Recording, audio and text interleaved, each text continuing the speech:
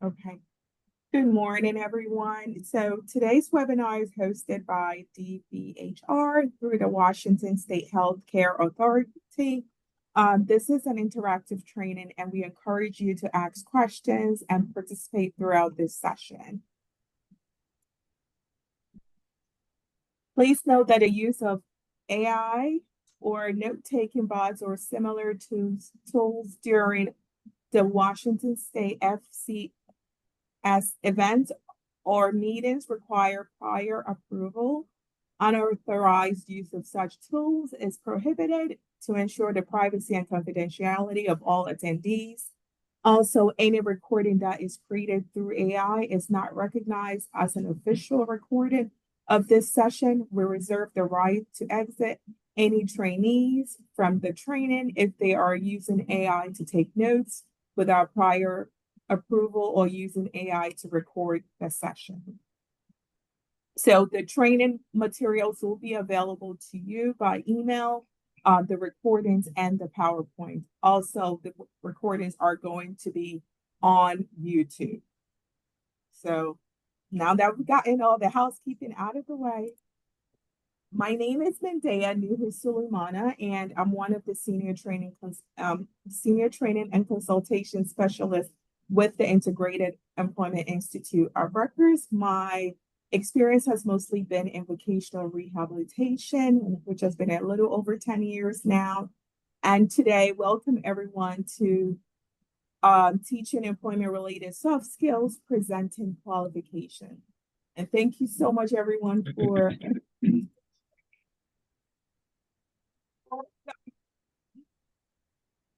Marsha? Okay. I thought you were saying something. I apologize. So I would first like to acknowledge Dr. Janice Oursler is the developer of the employment-related soft skills curriculum, which uses the Boston University direct skills teaching approach. She's one of the professors of the Department of Psychiatric Rehabilitation and also a director of the Department of the Master's Program at Rutgers University. So today we're going to focus on defining the skill presenting qualification. We're going to explore the benefits and scenarios of when to use the skill. And finally, we're going to apply skills and strategies on how to teach the skill presenting qualifications.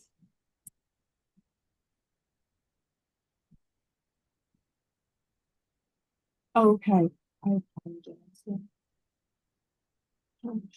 Close captioning.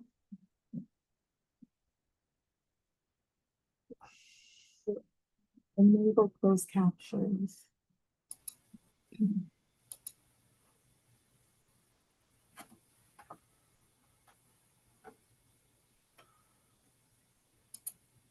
Does anybody know how to enable the closed caption? Okay. Oh, thank you so much. Okay. So what are skills? So when we talk about skills, we seem to know to have a specific skill, right? So what are skills?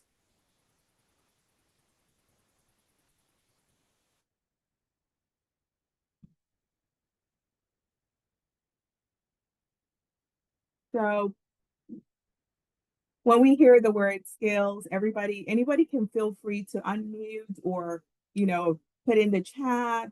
It's fine. So when we were talking about skills, we were talking about behaviors, right? Not attitude. So the goal is to be able to help the individual achieve a particular goal. So behaviors are considered to be a set of practice behaviors that enable a person to achieve his or her desired goal. So we want to talk about a skill is behavioral, right? We can actually see the person doing it, which is actions involved. So if somebody were to ask for help, how are they going to do it? There's a way that we're going to be able to observe to say that John is asking for help or Mary is seeking help.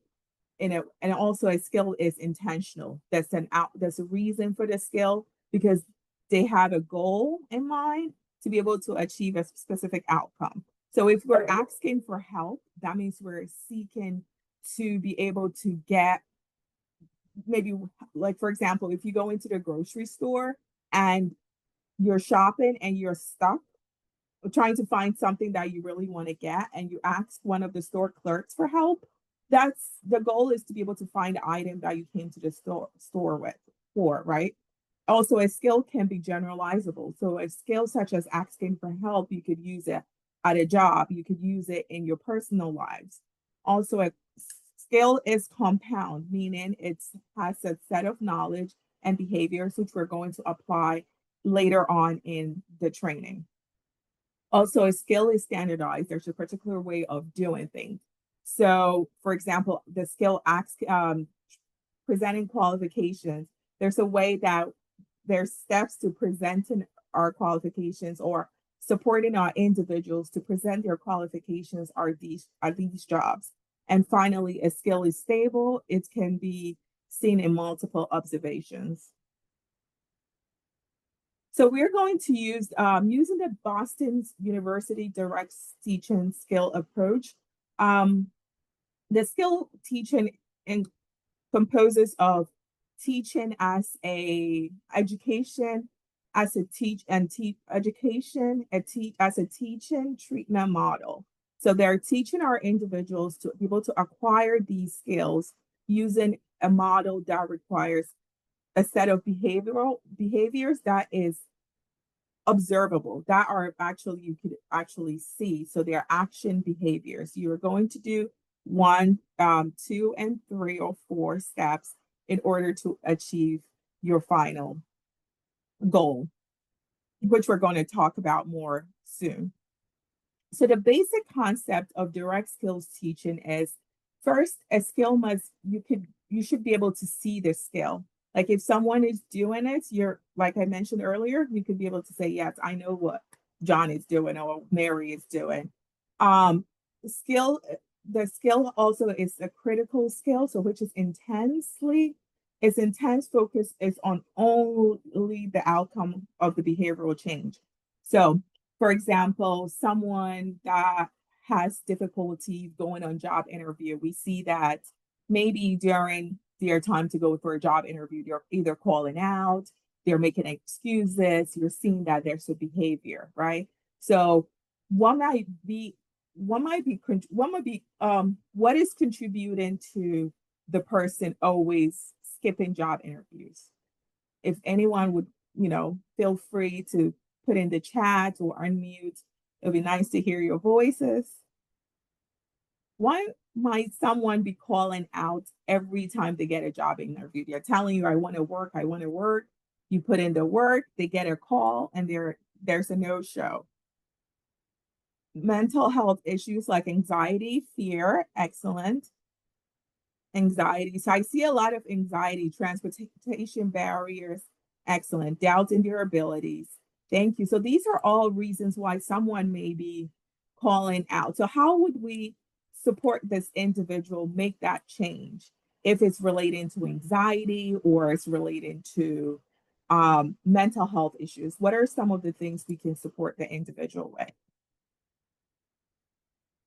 It could be childcare issues. Interview practice can be huge. Okay, excellent. So what other ways could we support this person? Helping them get transportation can help the individual change. Okay, so what if it's the individual is afraid of interviews? They're really like, oh my gosh, it's such a scary situation. I must run. How could we help them change that behavior? Practice, yes, absolutely. Practice definitely helps with gaining the person self-confidence, role playing different interview situations, excellent. Pros and cons of having a job. Great. So these are all excellent reasons. We can try mock interviews and teach them interview language. Love it. So it's true. All of these are true. So to be able to help the person feel more confident or more not scared about job interviews, is supporting them around areas that they're scared. So if it's or areas that are impacting their ability to make it possible or make it positive experience with it. So if it's not having a ride or feeling afraid that maybe they cannot formulate responses to the interview questions, or just overall feeling overwhelmed about it. These are some strategies. So preparing them efficiently could definitely help them with the fears that they're experiencing. So yes, lots of strength-based perspective work would be great.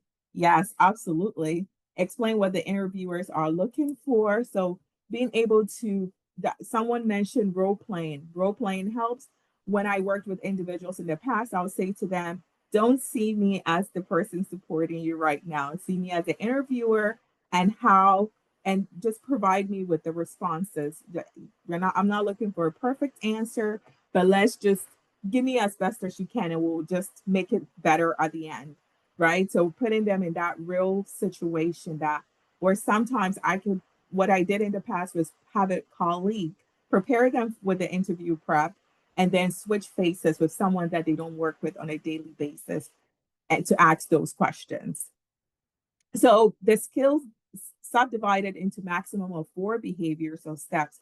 So the Boston University teaching model tries to limit have us keep it between 4 steps. The most would be great, because then our individuals could use that to remember.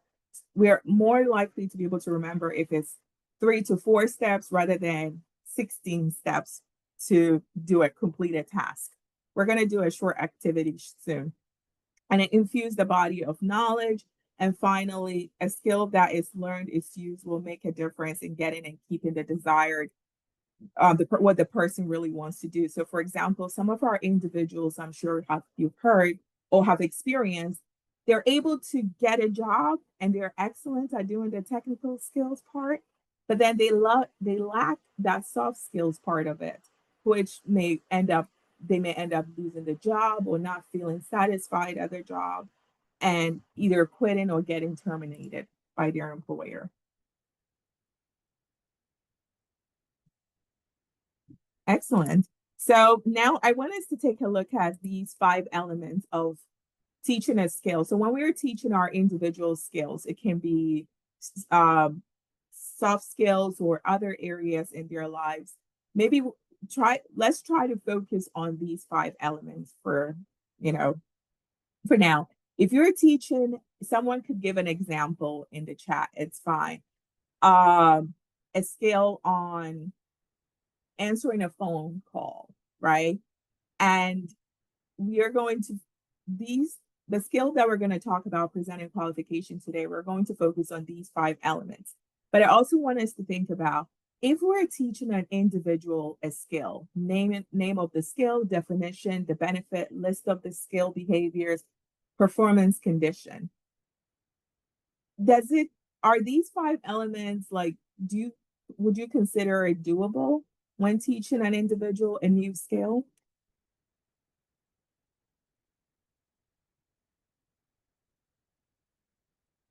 Feel free to put it in the chat or feel free to unmute.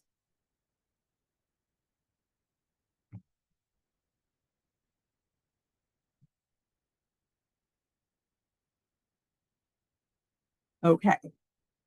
So let's take this example. And this is fun. So try to think of doing laundry, right? And how would you support someone do laundry using only 5 of 4 key behaviors? So first, we want to be able to name the skill, which is doing laundry. How would you define the skill of doing laundry?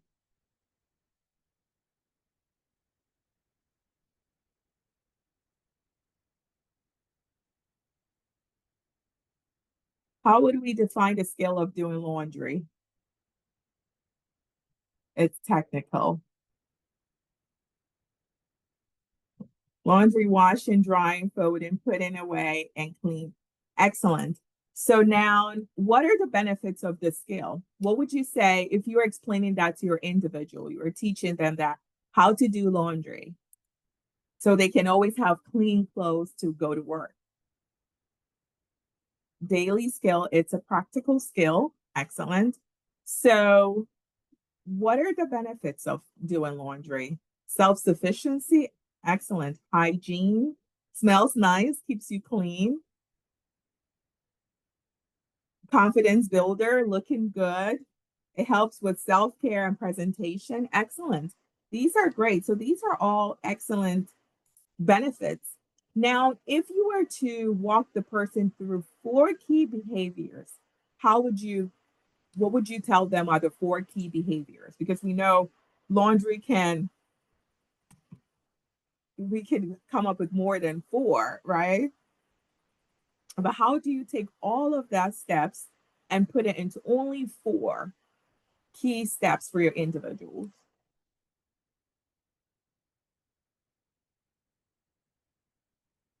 Anyone? Okay. I see gathering dirty clothes, run wash, switch to dryer, fold. So behaviors are steps that the person is going to use to complete it. So if it's sorting the laundry, then putting it in the washer, these are all behaviors, but they're steps, but in using the Boston University, we call it behaviors model. So they are because you can actually see the person doing it.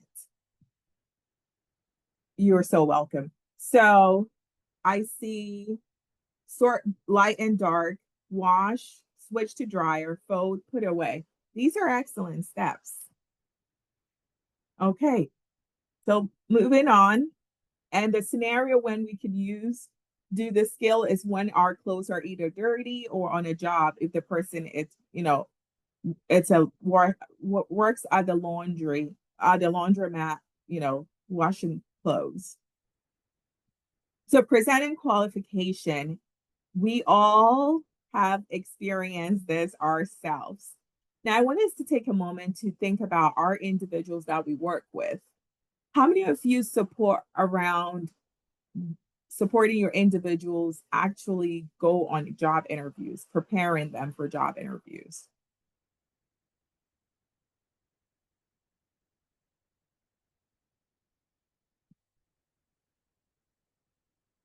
So I wanted to take a look at these questions and self-reflect on it. What has your experiences been, good and bad, supporting your clients or consumers use the skill job presenting qualifications, discussing common interview questions. So anyone want to share any good experiences that they've had successfully helping an individual, or even if not, it's not a success story, that's fine too. Because supporting around job interviewing, it's not always easy, right? Because some of our clients have or consumers have no experience with job interviewing.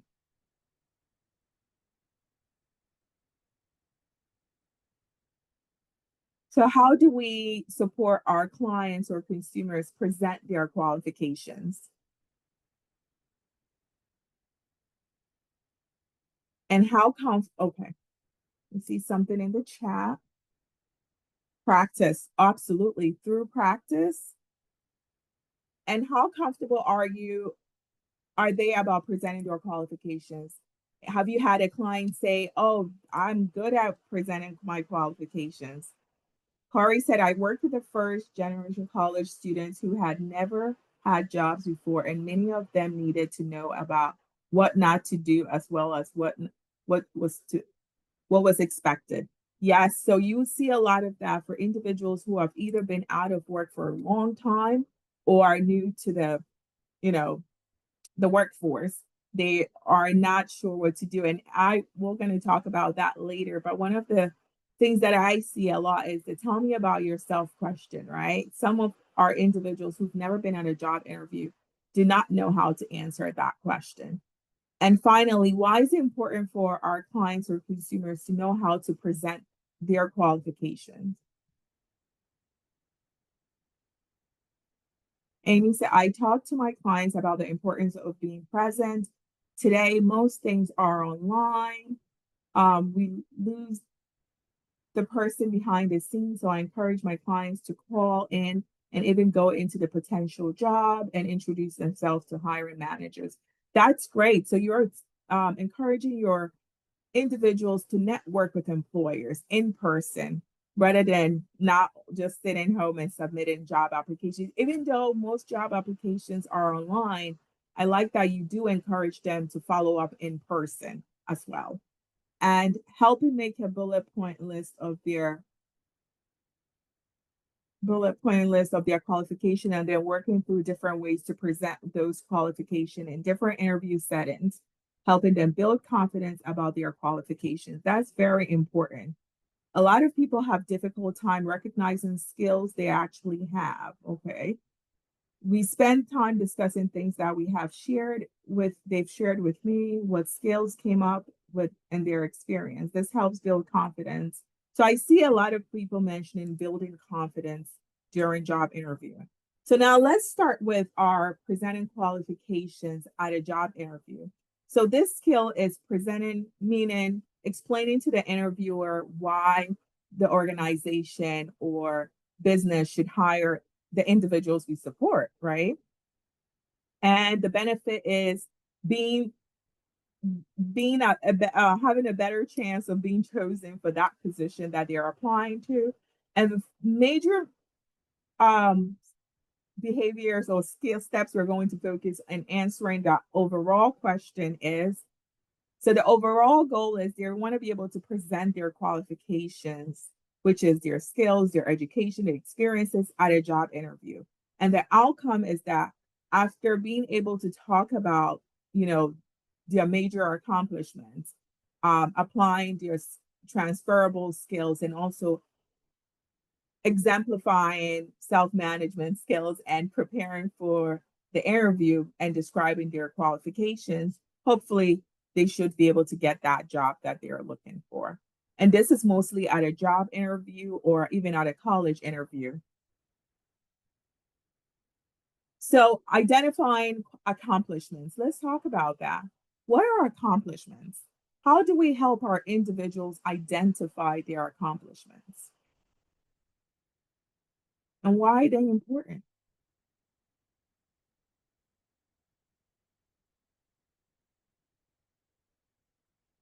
Feel free to unmute and or put in the chat. But it'd be nice to hear some voices.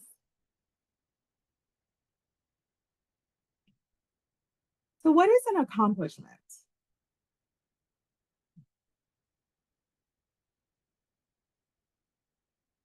Okay, volunteer work. Someone has an accomplishment to be able to volunteer. What else? What would be an accomplishment? Think of yourself. What would you list as an accomplishment? And also, once you think about yourself and think of what would you list as an accomplishment, doing something you attempted to do when a goal is achieved. Excellent. So think of some of the individuals on your caseload. What would you consider to be an accomplishment for them? Finding employment. Finding employment. Excellent. Or even Yes, just getting out there and having an interview or applying for a job. Sometimes just overcoming that is a huge thing for them. I agree. Excellent. Thank you. It's true. Finding employment, going for the job interview, they may not have gotten the job, but just taking that big step to actually go for the job interview, it's an accomplishment. Getting housed, excellent. Motivated to get a job, yes, that motivation. So accomplishments are important, right? So because it gives the person a self of that they've achieved something big. It doesn't have to be big, like, you know, graduating with a medical degree curriculum that they have a completed either GED is big, completing an education training.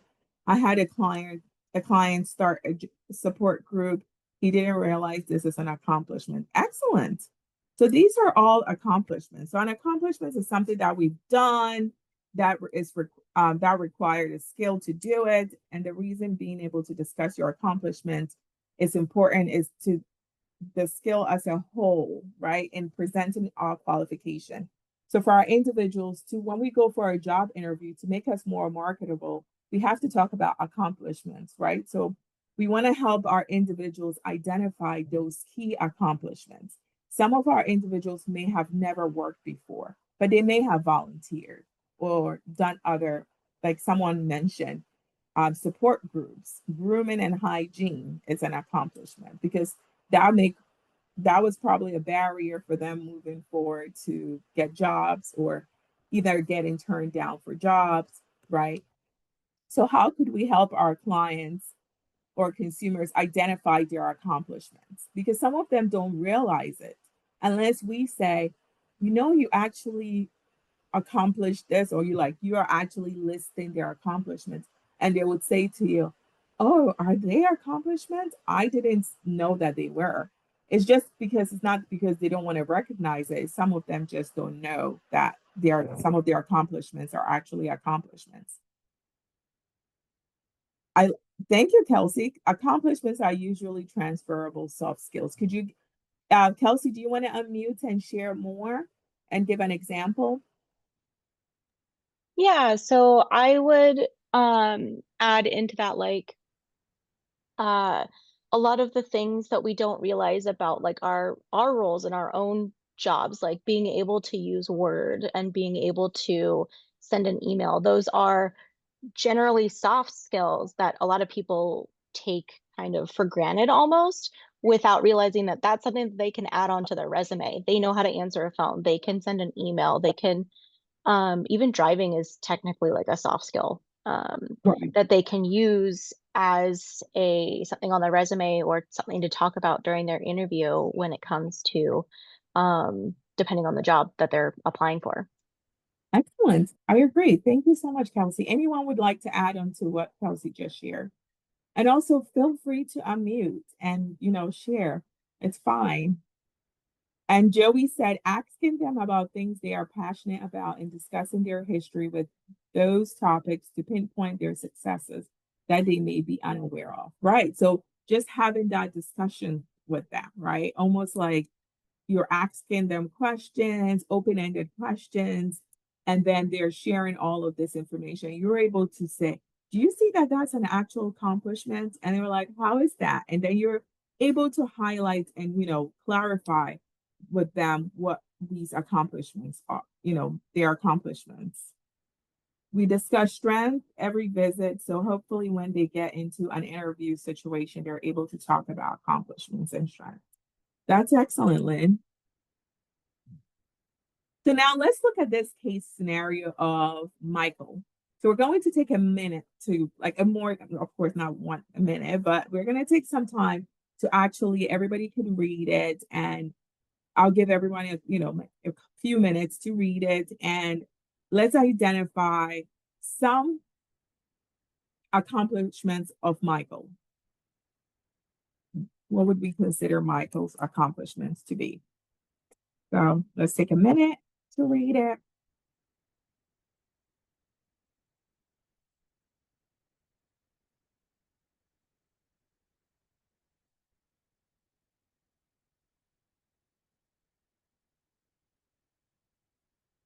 And feel free to unmute when you're ready to share to identify some of Michael's accomplishments.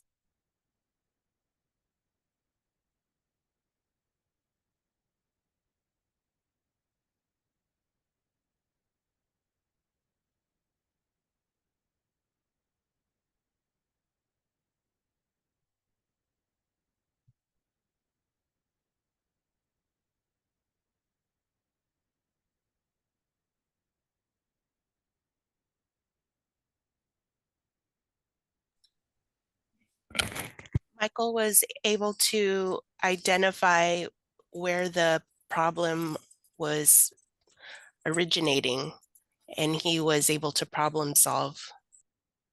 Excellent. So Michael identified what the problem was and he found solutions to mitigate that issue, right?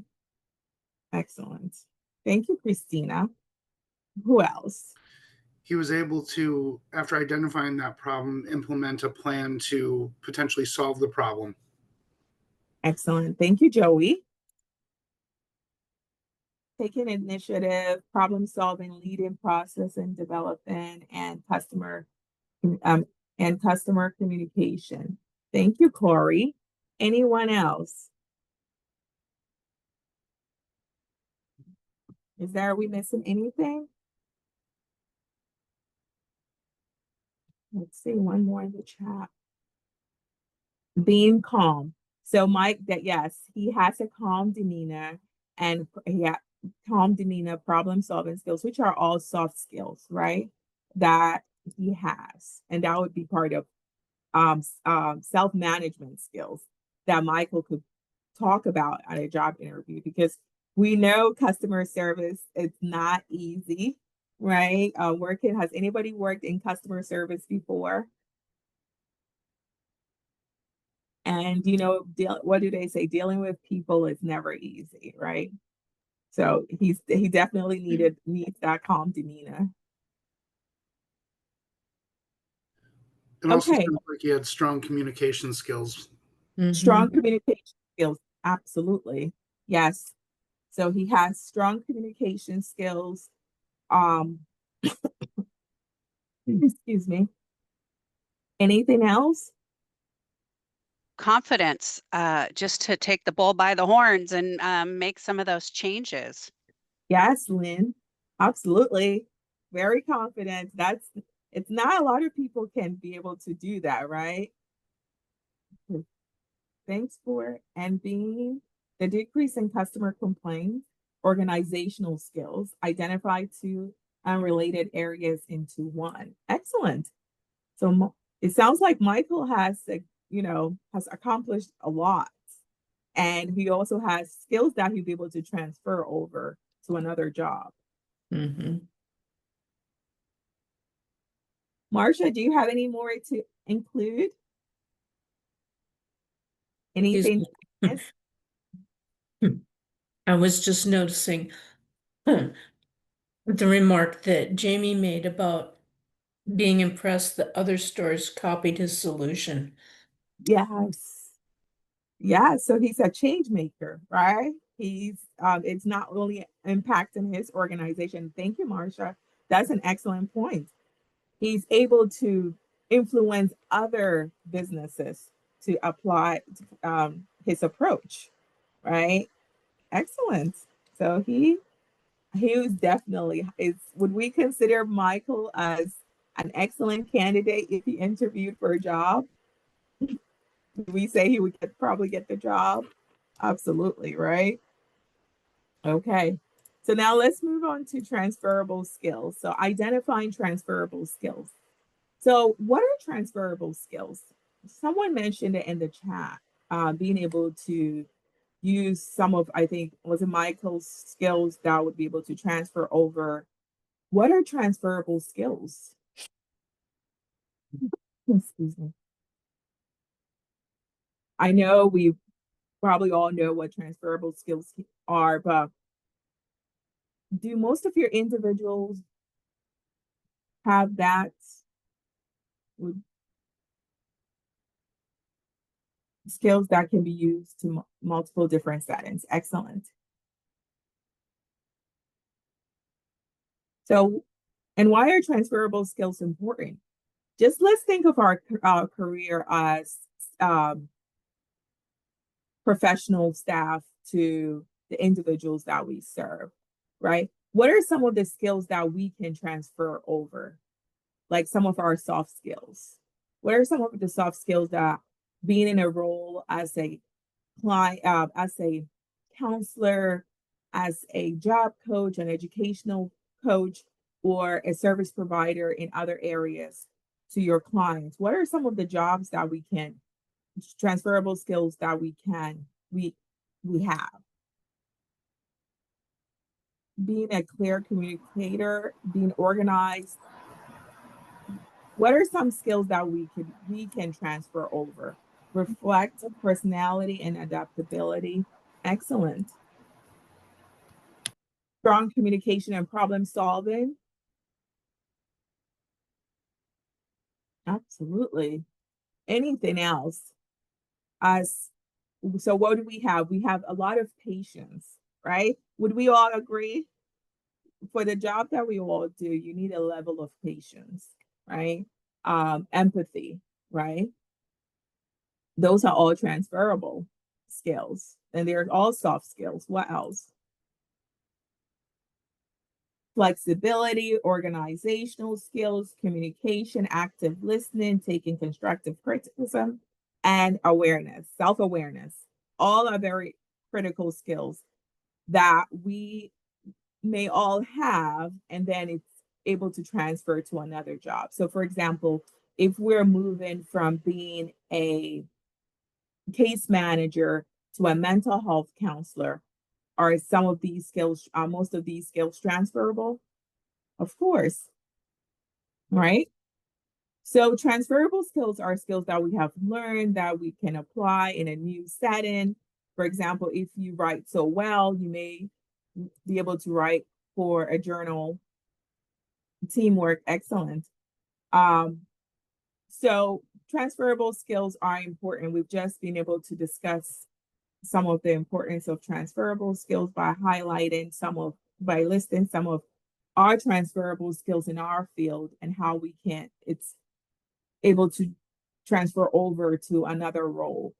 So these skills would lessen the burden of the training load in a new job. Absolutely. So most employers love that when you're coming with that transferable skills. They're like, oh, I don't have to train them on this, right? They already know how to do A, B, and C. Excellent. So now identifying self-management skills. So what are self-management skills? So some of our individuals, I think I mentioned earlier, right, that they may have that technical skills to do the job, but they may struggle around maybe self-control. Like they may easily get upset and may have an outburst, right, which may not be acceptable under the business policy, and they may have to be let go. So what is self-management, thinking of your clients that and the population you work with? Time management and respectful communication. Excellent. Has anyone had an individual that they've supported, they got a job, and then the manager calls you and said we're having difficulty because they don't come back from their lunch break on time? Right? That would be time management, emotional regulation, being able to calm the self in conflict, right? Anything else? These are all excellent points. And again, please feel free to unmute. This is just this is a small group, so we can feel free to chime in. It's okay. Hygiene and appropriate dress. Okay, excellent. So self-management, right? Understanding appropriate boundaries. Very good, because some of our individuals can be extremely affectionate in the sense that they feel like they need to either hug everyone, right? Or don't know that those personal boundaries. Sometimes they may overshare our work about their personal lives, making it very uncomfortable for others, right?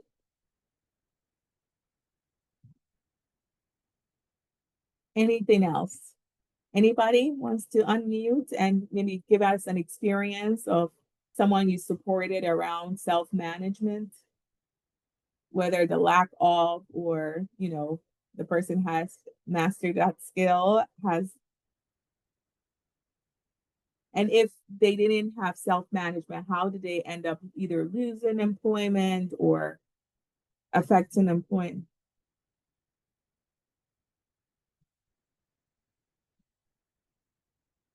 Understanding appropriate boundaries. I think this is the hardest skill for most.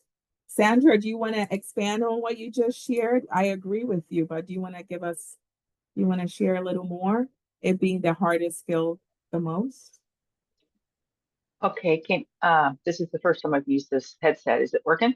Yes. Okay. Yeah, it's just most of my clients haven't worked for years and years and years and have been, I'm in a permanent housing organization. Mhm. So yeah, just learning that it's the boundaries are really hard to learn.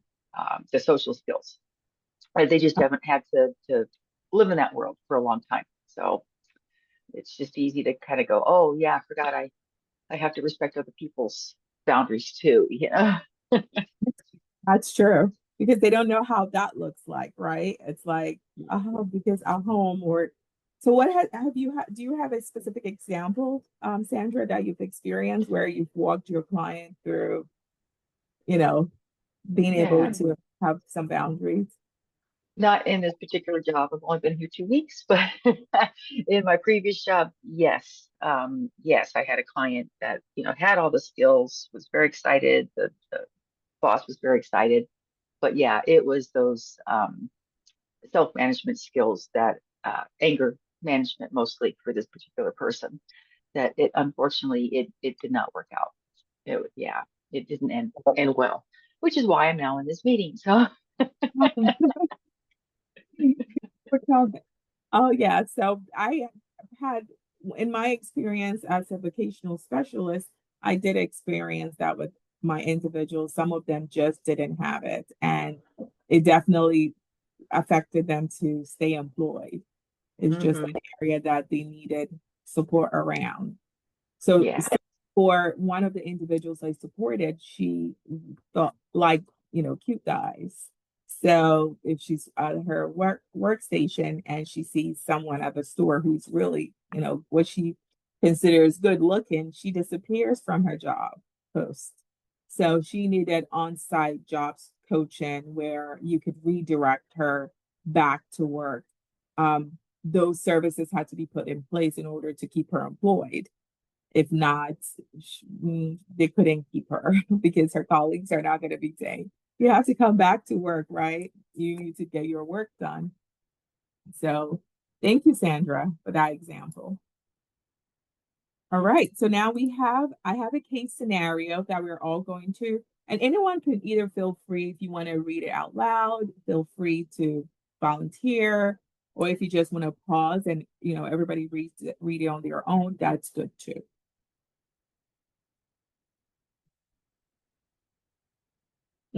So after being laid off from his job as a retail store manager, Liam felt discouraged. He had worked in retail for over a decade and believed his skills were too specialized to transfer to the project manager position he was applying for.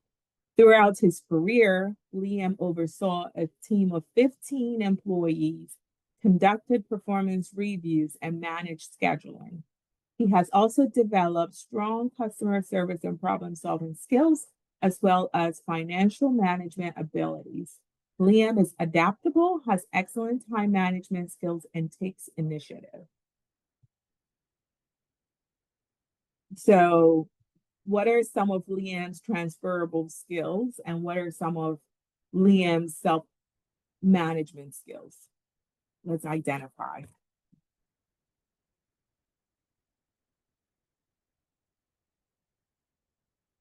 Would feel free to unmute. You don't have to type it in if you don't want to. It's fine. You can unmute. You're more than welcome to join in and share. I'd like to hear some voices.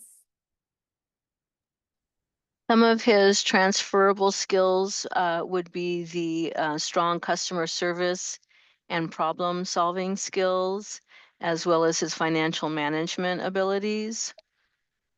Excellent. Goya, thank you so much. Anyone else? I The think long, oh, go ahead, Corey.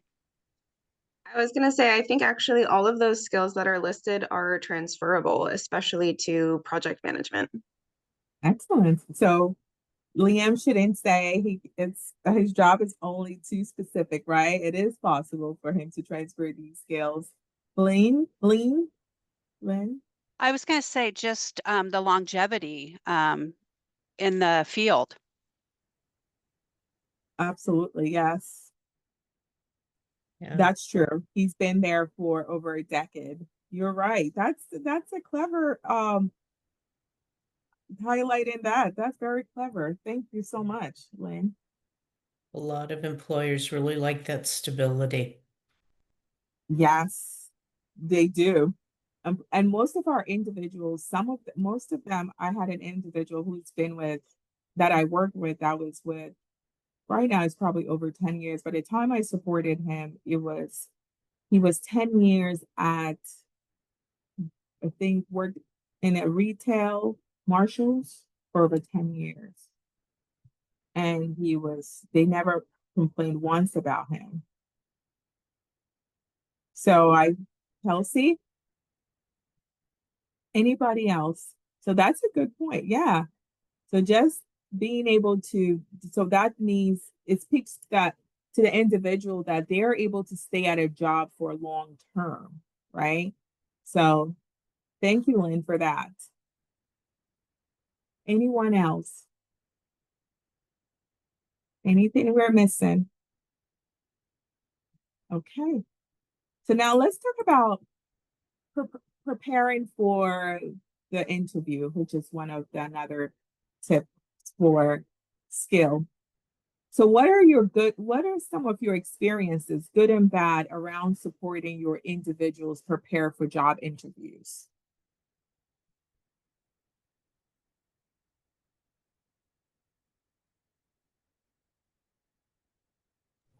Feel free to unmute and share. You could choose any of the questions on the slide. So what was the outcomes for those who were prepared versus those who are not prepared? Justin, were you going to say something? Were you going to share an experience?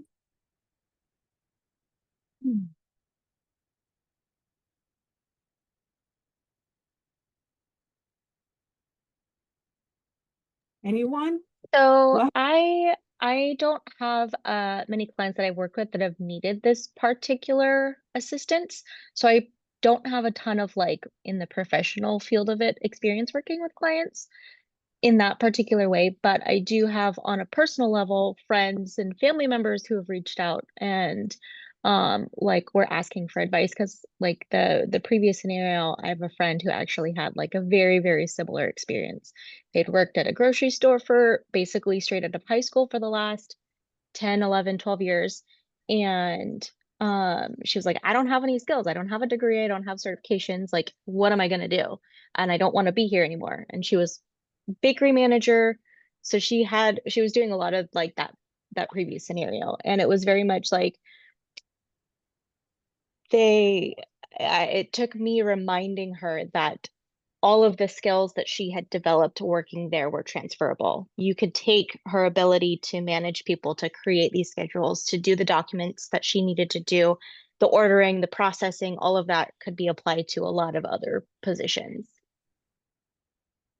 Thank you, Kelsey, for sharing that example. So it sounds like you were able to help your family around these being able to see their transferable skills, which sometimes it is very hard for people to be able to see, like identify, even though it's maybe like, oh, this is so clear, but the individual actually may not be able to see it. So you did a great job by helping out the individual identify, your family member identify that transferable skills. Thank you so much. And any Justin, you want to share an experience?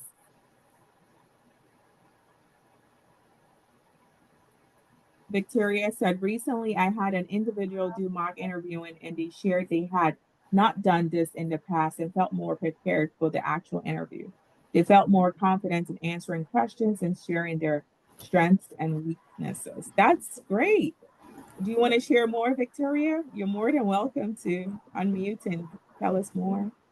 I was just going to share about that too. I've had the opportunity to do mock interviews with people, and they said that the interview process is actually their most stressful situation because they don't know what to say. They don't want to say the wrong thing.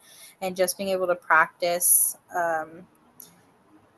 with practice questions and have a real person sit in front of you and ask the questions and it just eases their conscience, or not conscience, but like their anxiety a bit. Right. Yeah. And it's also, I've been on the other side where someone's helped me with a mock interview, because I can work really well, but the hiring process, like the interview itself, is, I get so anxious. It's really hard for me. So I can say firsthand that practicing with a mock interview definitely helps. Absolutely, it does. And for our individuals, some of them, so some of the things around mock interview, and thank you so much if that was Victoria Justin for that. Some of our individuals, like when I did mock interviewing with them, I would just say, just give me just there's right now, I'm not looking for right or wrong. There's no right or wrong. This is a practice. So just give me how you're going to answer it. Right. So the tell me about yourself question would be my name, my address, everybody, everything that has to do with that, right? Father, their dog, everything, right? Because they don't know how to answer it. And if it's Justin, I think, or was it Victoria who shared, yes, some of our individuals may have that, like, if we are feeling very nervous around job interview, just imagine the individuals we support. Like I feel nervous about job interviews too. I don't even know if that feeling is ever going to go away. Being able to either have my spouse like interview me, practice with me or something, or using the mirror, like other strategies to help me calm my nerves, because I realized I would either pick a comfort word to keep repeating. So I had to stop doing that, right? So interviewing can be very scary for some people. And there's some people are just like, of course, it's easy. There's some people that are so good about with interview, it's like, wow, and then there's some of us that need time and practice. So, which is okay too. So I now want us to take a look at, anybody else want to share? I'm sorry. Oh, I just had one point I wanted to make. I Of worked course. with a client before that didn't realize the importance of asking questions in an interview. They felt like they were only on the receiving side, being the questions asked of them. And I let them know that not only is it, good, shows strong, makes them a strong candidate by asking questions, but also allows them to remove some of that pressure and nervousness by not just always being on the receiving end of those questions being asked. And it also gives them a better idea of what is involved in the position and if it's even right for them, and that idea that they're actually interviewing each other. It's not just them being interviewed, they're interviewing that prospective employer as well. Oh, excellent, Joey. You brought up such a great point. Yes. We want to encourage our individuals. I like that you shared that with your individual. You're not just there. It's a two-way street. I know when we go for a job interview, we are looking at the employer. It's like, oh, this is the person who hired me, and like all my dreams will come true, right? But you're so right. It's where they are also interviewing if the employer is the position is a right fit for them, or the employer would be a right fit, or even the work culture would be the right fit for them. So encouraging them to ask questions, because I don't remember the specifics where I saw this. It's employers love individuals who could ask them questions rather than someone who says, no, I'm good, I'm fine. Right. So they would usually go with the person who came in with prepared questions. And I would share when I do consultation to clinicians or book specialists that have them have 3 questions. What is the next step in the hiring process? What are the qualities of the ideal candidate you're looking for? And something about how do they help improve their employees or something like that. So the employer, you're interviewing the employer to, oh, how do you manage conflict or something like that, where you can hear how the employer problem solves and what skills that they're actually, and skills that they're looking for in their ideal candidate, and what is the next steps in their hiring process. And to Joey's point, if it's a right fit for them. Excellent. So I see in the chat, Victoria, do you want to unmute? I also suggest that participants have at least one question. Okay, excellent. And if you feel free, Victoria. You're more than welcome to unmute and share if your mic is working. Anybody else have anything to add to this before we move on? Joey said, I also encourage people to ask about the future potential for the position and the future plans of the company. So Joey, it sounds like you help your individuals around job interviewing a lot from, the responses you're sharing with us. Do you want to unmute to share like an example of an individual, whether it's a success story or not? It's fine. Of someone who has gone through the interview prep with you and have actually either gotten the job or at least no more scared. They're no more scared of job interviewing.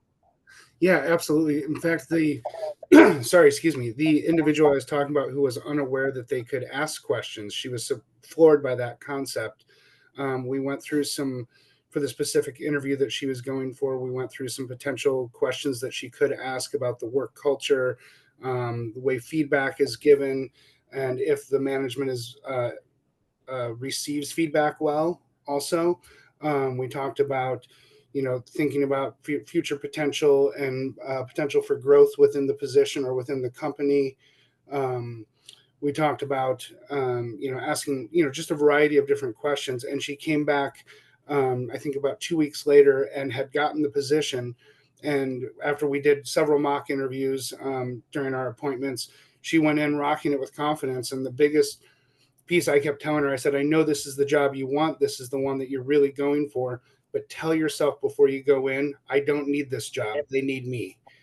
Excellent. So just to help build that confidence and to walk in ready to rock it. And, that idea of like, I don't need this. They need me. I don't need them, And so whether you really inside are like, no, I need this. Just that idea of building the confidence. And it found very successful for her. She got the job and, a year later still has the same job. Woo! Thank you so much, Joey, for sharing that success story. Yes, it sounds like you really, it's very It's encouraging. really powerful. That's great. I agree with Marsha. Yes. And you supported the individual and she still has the job and you boosted her self-confidence. And that's basically what employers like to see, confidence, right? So that's being able to build self-confidence. If you have that, you could do anything really, right? So thank you so much, Joey, once again for sharing that success story. Anyone else? I know there are more. If anyone would like to share. Okay, just feel free to chime in if you decide to share. So job interviewing tips is another area that we want to prepare our individual for when they're trying to achieve that overall goal of presenting their qualification. So you can take a look to see in the list here, and then we can talk about, you could pick one of the things that on this list that you've done before with your individuals, or they didn't do and they didn't get the job. Either one is fine. So just let's take a look at under preparation or personal experience. Just choose one of the categories to share about. It'd be nice to hear from some of your experiences.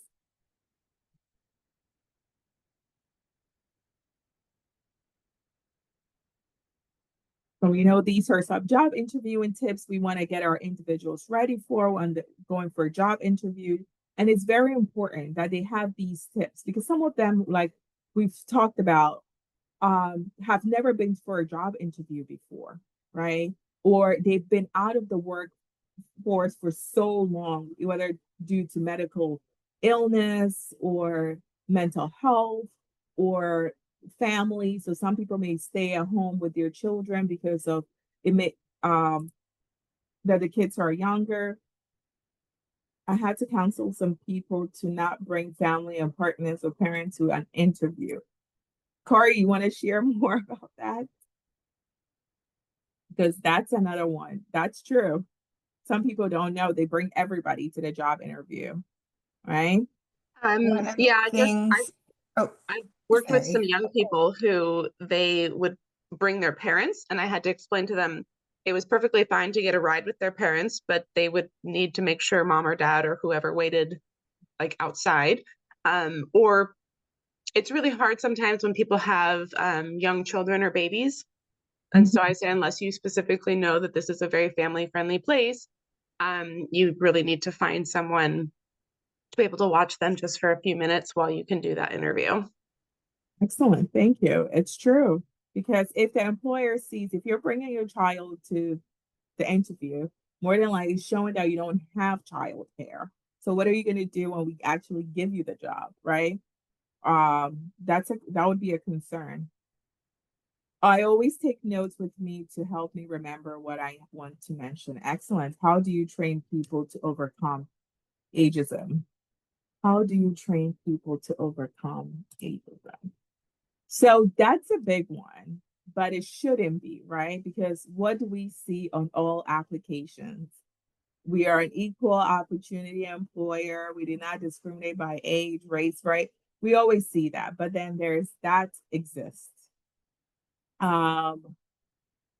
If the person has a lot of work experience, depending again on where they are applying to, I don't know if you've observed, but when I go to BJ's, I see that there are a lot of seniors there and they're working. And I get very excited to see that it's not only the youth, that they're hiring more seniors who are, maybe retired but don't want to be home and are getting a job. So I think more employers are being open and to hiring. Let me see. Sonia, do you want to share a little more about what you're asking?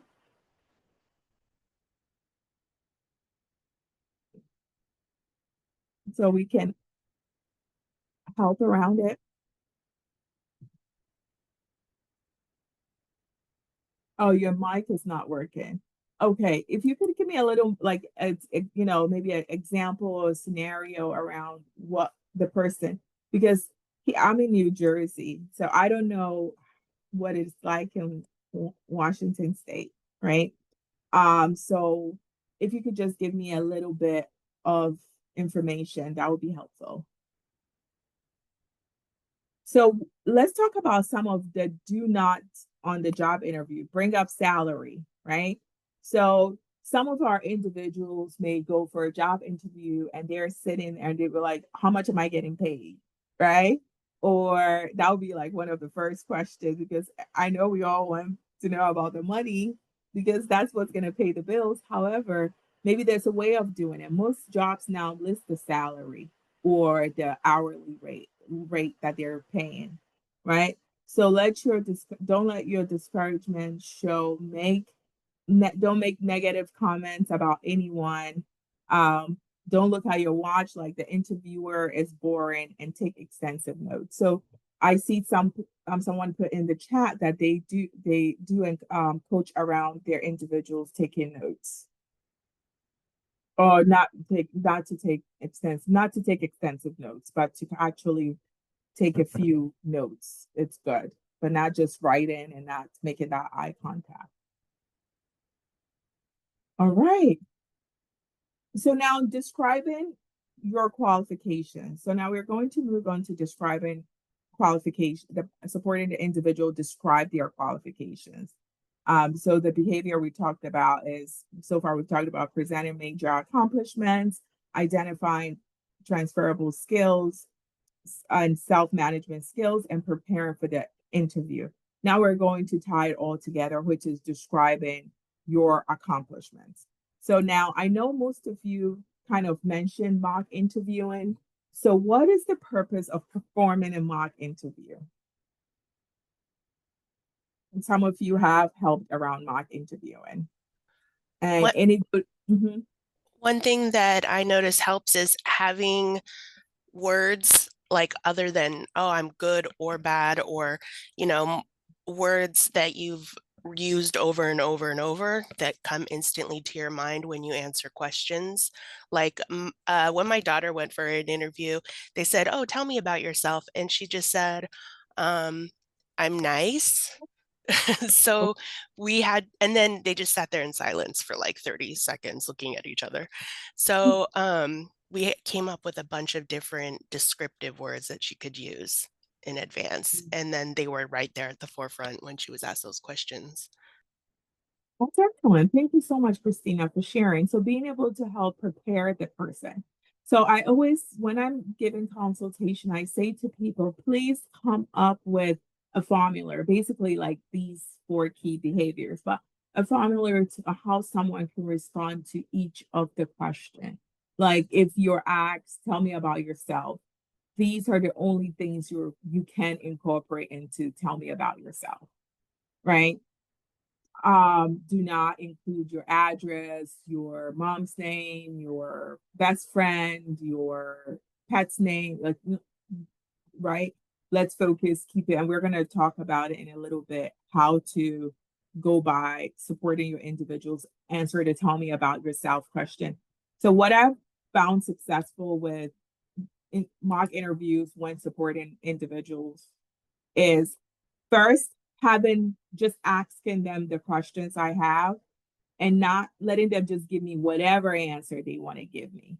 So not saying, not making faces about, oh my gosh, why are you giving me all of this? Just telling them right now, I just want you to answer the way you know how to answer it, right?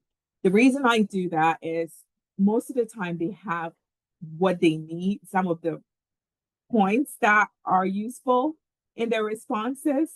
So I want them to be, because we may have a way of saying things, but everybody has a way of speaking. So I don't want to take that away from them and incorporate how I speak into them, because more than likely they're not going to remember any of it. So how do I take their style of responding to the questions they are and make it more, more receivable or appropriate for a job interview? So first having them just be comfortable and give me all the responses they want, then I'm writing it down. And then we go one at a time and identify, I work with them to help identify what do they say that it's a no-no, maybe a no-no at a job interview. Then I let them do the identifying. Oh, maybe I shouldn't have mentioned this. Maybe I should have mentioned that. And I'll say, what can we replace in that? And, what can we put in place of that? So then I help them identify where it's a no and what can be replaced in their own words, right? You're so welcome. So yeah, in their own words, because we can't change their words to our words. It's just they're never gonna remember it. So when we do that with them, then they're like, oh, so then when we try the second run, it's much better. But the third, fourth, fifth, oh my gosh, it's like, wow, and it's in their own way and they remember it and they don't even have a paper in front of them. But you just help them help them by identifying their own, excuse me to use this word, mistake within their response and incorporating what should be in there. And if you have to help them, it's fine. But when you help them, they'll be like, oh, okay. But how would they rather say it? Right?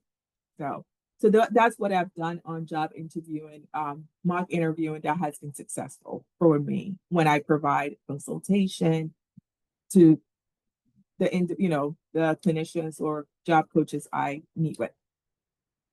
Anybody else have anything to say around mock interviewing? So I would say mock interviewing, think of these, come up with a formula, like these are the things you could include in it. 3 things to 4 the most. And how letting the individual respond the way they want to respond in the first trial, write their responses down, and then work together to fix each question and improve it together with them. I've found it very helpful to have literally have the client leave the room and enter as if they're, so we can talk about body language and making eye contact and shaking, doing a firm handshake, and just the whole process of getting into the interview, which can be equally important. Excellent. I really appreciate that you mentioned that, Joey. Thank you. That's very critical. Yes, the other piece to it, not just the answer to the question, the whole piece of it, right? Even getting their clothes together the night before. Sometimes you may even have to take them to, I don't know what you call it in Washington State. In New Jersey, we have something called Dress for Success. where they give you suits and, you know, outfits for a job interview. So some of them you may have to do that. Some of them you may have to help them buy. But like Joey said, just the whole process. And like I've shared in earlier, I would actually, after a series of mock interview, I put a different face there. That doesn't look like me. So I would ask the director or someone who, and I say, let's switch faces. We've been preparing for this much of time. Could you step in to kind of give that feeling of what is actually going to be if you can go for a job interview? Because we have that feeling, right? And with me, even though I said pretend it's not me, they cannot always do. They know it's me, right? So it's good to have someone that never worked within the agency or a colleague that can also step in. Thank you so much, Joey, for that. So now I want us to go into, we have Dress for Success here in Washington. Oh, veterans can also help you. Oh, you have excellent resources. You're so welcome. This is Brent from Voc Rehab in Washington State. May I throw in one more thing about the mock interviews? Of course, Brent. Thank you. Absolutely. So I'm the business services guy, employment guy for the greater Seattle area. And I spent a lot of time doing mock interviewing and have for a number of years. And I think a couple of things that are important about mock interviewing are, first, you're shaking out the cobwebs. You're giving them a chance to kind of exercise their brain a little bit. And I handle things maybe just a little differently than you do, because I have them go through it right up front, but then I'm guiding them along the way. And then we go through and rehearse it again with kind of a mix of my style and their style, so they come up with common language. Because oftentimes I'm finding that they don't always understand the purpose of the interview. The interview is there for a couple of things for my brain, and that is, you're going to tell them how to make money, spend money, or save money for the employer. Right. And what are those critical elements that the employer needs? So when you're going back to do the research for the mock interview and for the regular interview, you pick up on those things and incorporate those in and show how you can bring value to the employer, which you've already brought up. The other piece to the mock interview is to get them comfortable in their own shoes, because the other purpose of the interview comes back to, can you eat lunch with this person? You know, can they fit in my team? Can you eat lunch with the colleague down the block? And if you can meet, the criteria of make money, save money, or spend money, and be able to eat lunch, the likelihood is you're more often going to get the job, as long as you've got those key elements that they need, which is the other piece, is to extrapolate those. Because when I work on the mock interviews with folks, I'm very clear about what I want out of it from them, but also I want them to articulate some of what you addressed earlier in terms of the crossover skills and that value added there, and to be able to explain what those crossover skills are and how they've been applied. That's the other piece that I like to throw in, is I don't let people get away with saying, well, I'm a hard worker. And so in the mock interview, I can say, okay, prove it to me. Prove to me you're a hard worker. Well, I worked at Kroger's and I had 3 shifts where I had to work 12 hours and I shoveled in, 1,000 carts in a day. I always have those prove it, so we can work out those prove it statements. And the other piece with the mock interviews is I always tell folks, this is just preparatory. I don't know exactly what the questions are going to be, but if you can get these 10 questions, those can correlate to most of the other questions you're ever going to be asked. Okay, I'm going to be quiet now. Thanks. No, thank you so much. That was excellent. Thank you so much, Brett, for sharing all of that insightful information and skills and strategies that you use to support your individual. I think that's excellent. And I'm sure everyone here is so, great, appreciative for you sharing that knowledge with us. Thank you. And these are some common interview questions. What are some of the questions that have been challenging to your individuals? What would you say? Anyone, any specific question on here that was like, it's a challenging one, or it's not a challenging one, what would you say? Justin? Oh, I thought. Anyone else? Anything on here? I think for me that I've seen has been the tell me about yourself question. Anyone? Yeah. The tell me Yeah. about yourself one stumps almost everyone. Yeah. It's like, Yeah. how do you respond? Like, what are they wanting to know, really? Right. So the tell me about yourself seems to be the one that comes up a lot. I find a lot of people struggle with the question, what is your greatest accomplishment? Right? Yes, that's another one. And what is your greatest weakness or strength? Some people do struggle around that. Anyone else? Or tell me about a problem you had in your last job and how you resolved it. If you're somebody that doesn't create a lot of problems to begin with, that can be hard to come up with. Yes, yes, I agree. So let me see. And so this is an example. Okay, go ahead, Brett. This Brent one more time. A couple that I find challenging are the behavioral based one, especially when I work with deaf individuals, because they don't always, American Sign Language and spoken English don't always match. And the tell me about a time when questions can be problematic because individuals will go into explanations of what they would do without getting into a specific scenario. And if you sit in an interview for a lot of state and federal jobs, if you don't address that question and just go straight into how you'd fix it, you may not get scored well for those particular questions. So it's important to put a qualifier in there, like the nice lady just said a minute ago. What if I don't cause trouble? Well, you can say, I haven't had any real difficulties in my jobs. That way you're recognizing what they've said and acknowledged what they've said. But here's what I would do if I came into this scenario.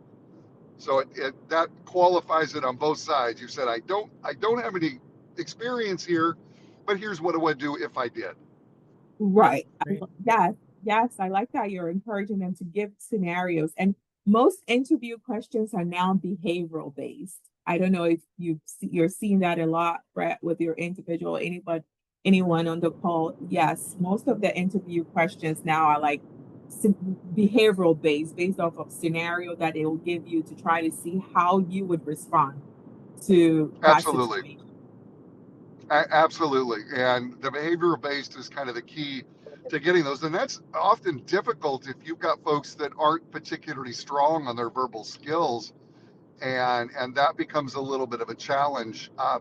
And sometimes, you talk about not bringing mom and dad into the interview. Um, Sometimes an appropriate person like myself or a job coach can be really of value. I had a young lady that was going to go to work wanted to go to work at Safeway, and I run a job club every week. And a part of my requirement for the job club is that when I was doing it live, if they had the ability to stand up, I would have them stand up and introduce themselves and tell us what they were looking for, tell us a little bit about the event of the, what was going on for the week. And she would get up and she would, proudly say, I did this, I do that, I had this background in law, and here's where I'm at. And she was failing interview after interview after interview. And I finally set up something for her at Safeway. And I said, may I come to this interview? And I sat there like Silent Bob and didn't say much. But what I found that was when I had an opportunity to cue her, and they would say, tell me about a time when you had, an excellent customer service experience. And she'd just go doughy-eyed and wouldn't say a word.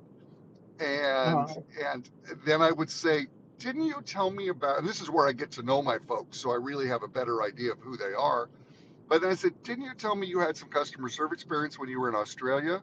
Oh, yeah, I did. And then blah, blah, blah, blah, blah. And she ended up lasting through 3 layoffs and 3 or 4 managers. And she was there 4 or 5 years. So, Oh, excellent. sometimes it's that extra push between the mock interview and aligning with what the client's needs are to make it successful. All right, I'm being quiet again. Sorry. Thank you. No, that was excellent. I like that you're providing us with these examples. So, everyone on the call can actually, I'm sure some people can relate to it. I'm sure some people are like taking points out of it. But these are excellent. Thank you so much, Brett, for sharing your experiences and these examples.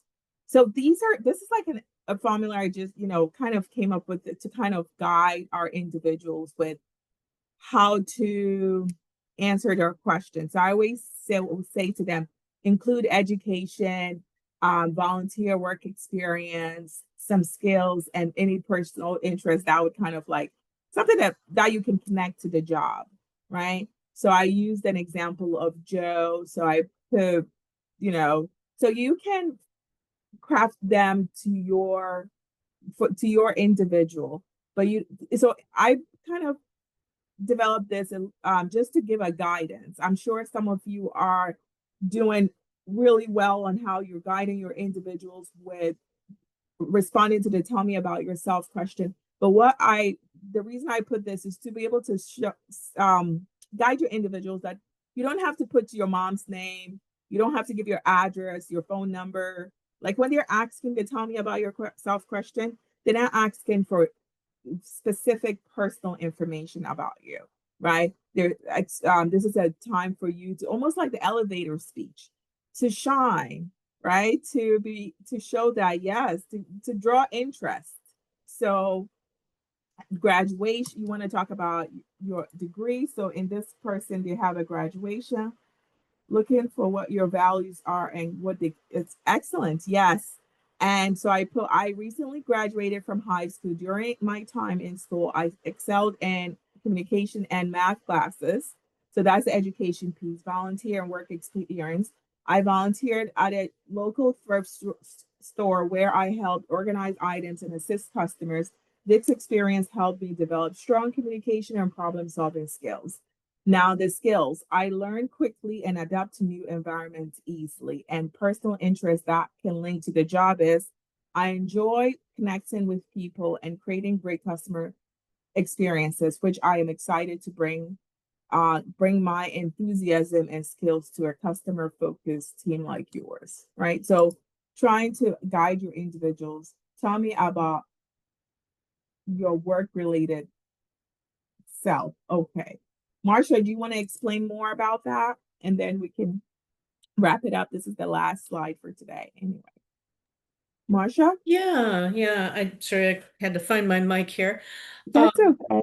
So yeah, just like you said, keep it focused on how it relates to the job, how your background relates to the job, how your education relates to the job, and how your personal goals and experiences relate to the job. And I also, I like that summation of the last line that I enjoy connecting with people and creating great customer experience, which I'm excited to bring my enthusiasm and skills to a customer-focused team like yours.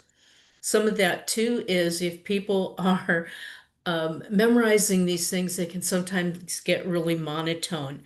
So also kind of work on voice modulation about how they can make certain words stand out more with pausing and phrasing of how they say things. Thank you so much, Marsha. I appreciate you contributing to that. And finally, so today we focus on the skills presenting the soft skill presenting qualification. Next month, we're going to focus on a different soft skill, which is going to be asking for help. I hope to see everyone there. So presenting qualification is that includes describing your major accomplishments, identifying key transferable skills and self management skills, and also preparing for the interview, and finally describing your qualifications. So does anybody have any, these are some references and some, so if you could please complete today's survey, really appreciate it. Let me see if I can, does anybody have any questions for me? But if you could scan, if you would please complete the survey, but everybody will on email, we're going to email you the training PowerPoints and the recordings as well. Okay. And it can be be on, you can access it on YouTube as well. So, and this is my contact information. And I just want to say thank you so much, everyone, for making this presentation, training, an excellent training. Everyone, thank you for your contribution. And I hope to see you next week. Next month. I apologize. And let's see.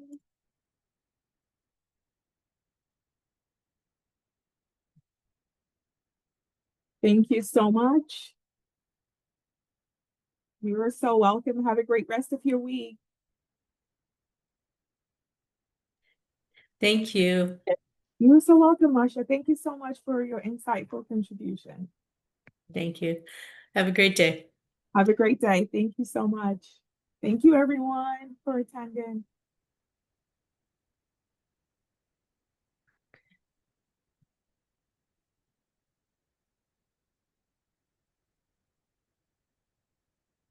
Do we not have a link to the survey here?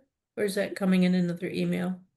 Yeah, that's going to come in through email, but give me a second. Oh, I okay. can try to put it in the chat for you. Oh, okay. Yeah, I'm sorry about that. I didn't have it on. I have to stop sharing too. Oh, okay. I can No, just. but it's here. I got it. No worries. Uh-oh. Okay.